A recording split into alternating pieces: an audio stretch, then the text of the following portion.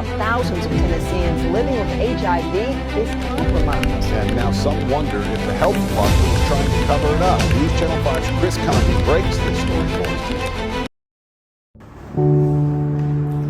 Seorang dokter seringkali dianggap sebagai profesi yang sangat mulia.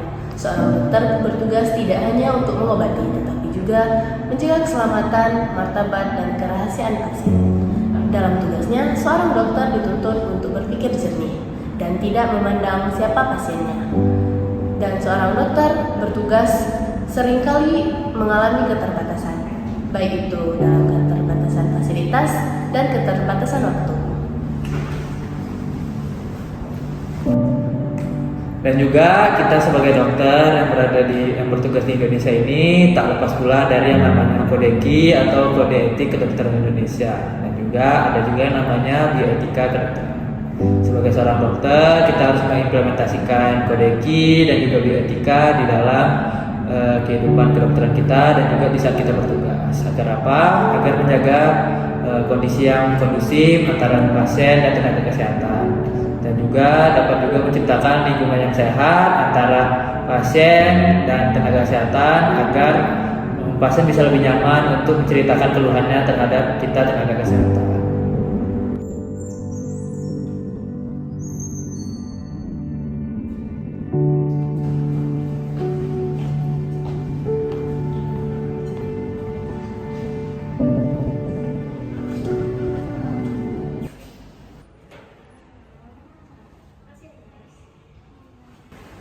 Pasien selanjutnya atas nama Ibu Nariza.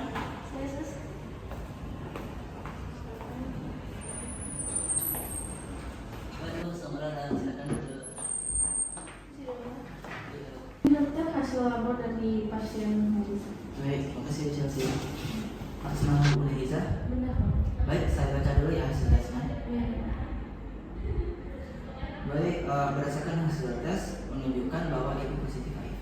HIV dok? Iya, HIV Bu. Tapi ibu tenang saja. Saya mengerti ini sangat berat untuk didengar, tapi virus HIV ini masih bisa ditekan dengan pengobatan dan terapi. Ibu tidak sendirian kok. Masih banyak pasien yang masih hidup sehat, bekerja, berkeluarga, dan beraktivitas normal selama minum obat secara rutin. Terus harus gimana dok? Untuk selanjutnya saya akan berikan jadwal kontrol dan rujukan ke pelayanan pasien HIV. Di situ ibu akan mendapatkan edukasi, konseling, dan pengobatan antiretroviral. Dok, saya boleh minta tolong nggak? Tolong yang ke staf keluarga saya sama siapapun itu dok. Baik, ibu tenang saja. Kerahasiaan ibu adalah hak pasien. Semua yang ibu sampaikan dan hasil tes medis itu hanya untuk keperluan pengobatan saja. Dan semua yang ibu jadi tidak akan kami sebarkan tanpa seizin ibu. Terima kasih ya dok, saya mohon sekali ya dok. Ya, Terima kasih sama. dok.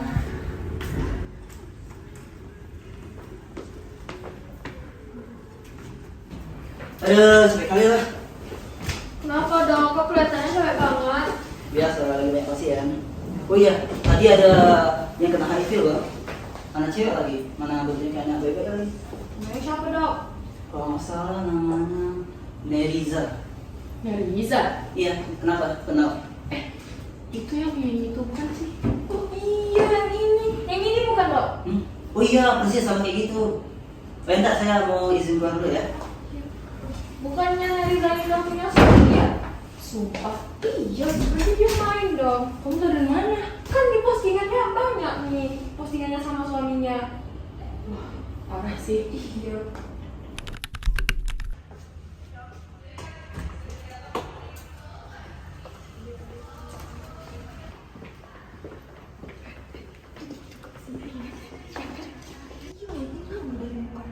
Tapi iya sih, penampilan aja kayak gue kan dia sama banget sama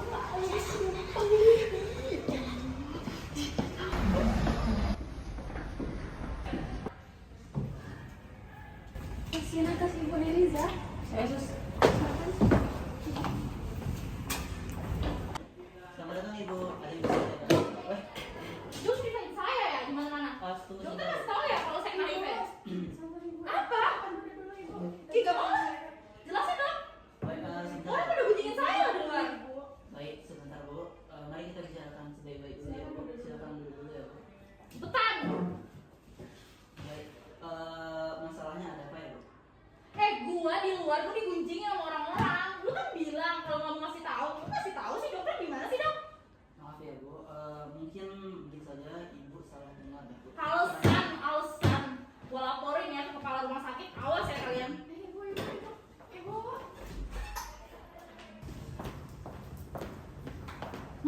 Ini ruangan kepala rumah sakit ya? Iya betul Bu. Ada yang bisa saya bantu? Saya mau ngajuin laporan.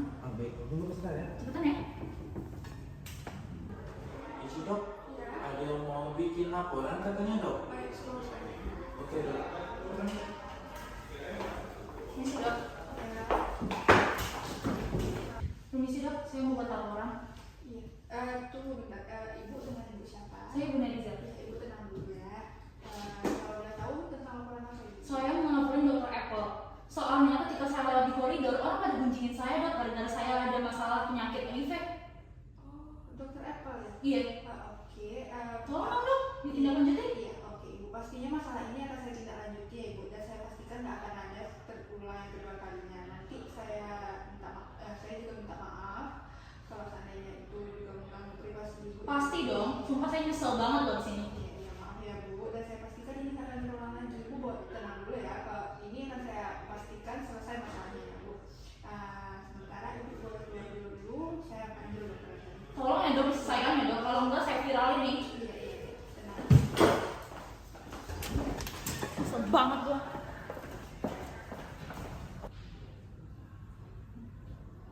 Iya, halo, Apple. Iya Bu, ini saya. Oh ya, Apple boleh ke ruangan saya sebentar Apple? Iya Bu, segera ke sana Pak. Baik. Iya, hitung ya sekarang. Oke Apple.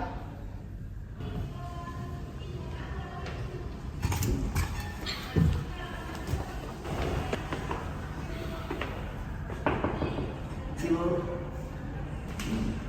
Izin Bu. Jadi masuk Apple. Duduk Apple. Iya.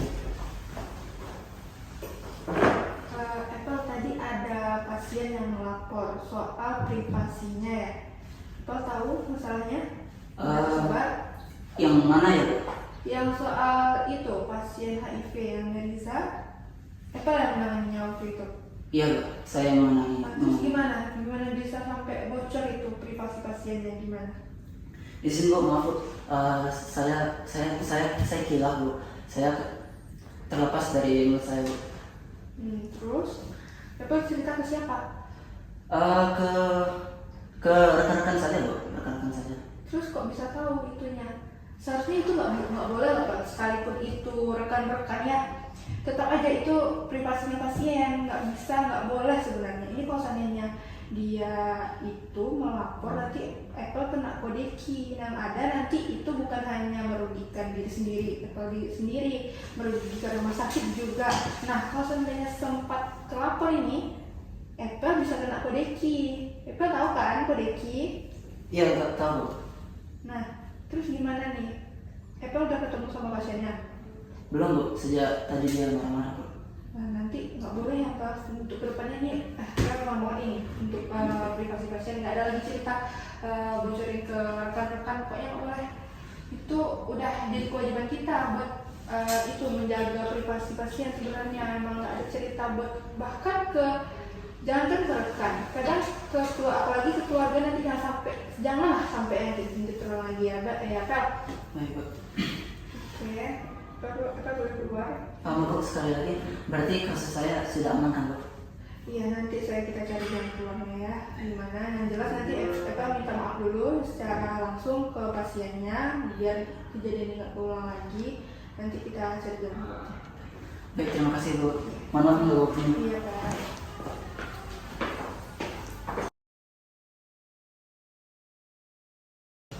Assalamualaikum. Maaf saya terlambat ya.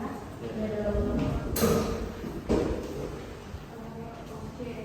Assalamualaikum warahmatullahi wabarakatuh. Langsung aja kita mulai rapat kita pada siang hari ini ya. Oke, selesai rapat beserta evaluasi pada siang hari ini. Semoga untuk kedepannya kita akan bisa meningkatkan pelayanan rumah sakit kita lebih optimal. Nah dari rapat tadi ada yang menambahkan? Sudah Bu. Yang mengucapkan alhamdulillah alamin, kita selesaikan rapat kita pada siang hari ini. Alhamdulillah. Kemudian kedua, saya minta Dr. Apple, Chelsea sama Sarah dan Yuna boleh tinggal di dalam ruangan dulu. Langsung aja pada Dr. Apple, Chelsea, Yuna.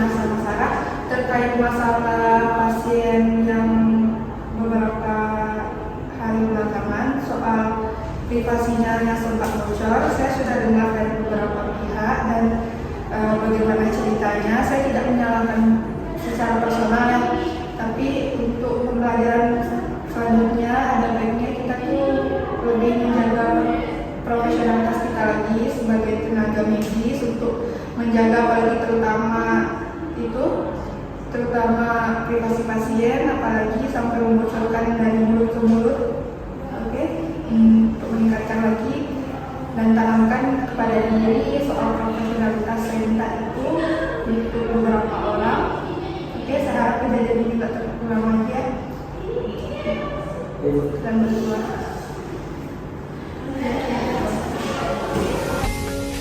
Nah, itu tadi sudah kita saksikan sama-sama ya videonya teman-teman. Nah, selanjutnya apa aja sih yang dilanggar oleh Dr. Epel dan juga apa aja sih kode etik dan bioetika yang dilanggarnya. Dan bagaimana sih kita harus bersikap sebagai seorang dokter yang baik? Yuk simak video penjelasan berikut ini. Jadi kode etik yang dilanggar yaitu pasal 16 yang berbunyi setiap dokter wajib merahasiakan segala sesuatu yang diketahuinya tentang pasien walaupun pasiennya sudah meninggal.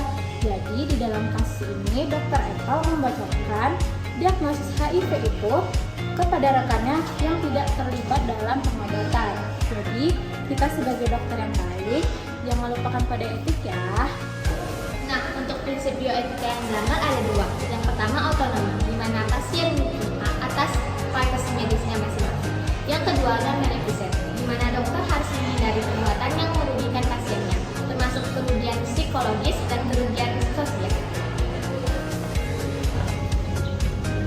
Yang seharusnya kita lakukan sebagai seorang dokter adalah yang pertama, kita harus menjaga kerahasiaan kepada pasien kita, baik sebagai identitas maupun diagnosis pada pasien. Dan yang kedua, bila kita perlukan sebagai diskusi kasus, kita harus menggunakan inisial maupun anonim pada pasien kita. Dan yang terakhir, apabila terjadi kesalahan, kita harus segera meminta maaf kepada pasien dan melaporkan kepada atasan. Dan jangan lupa mengikuti pembinaan etika profesi. Bye-bye! Nah, itu tadi video penjelasannya ya teman-teman. Sudah ditonton semua kan? Nah, kita sebagai dokter yang baik juga harus mengingat itu ya. Jangan sampai dilupa. Sampai jumpa!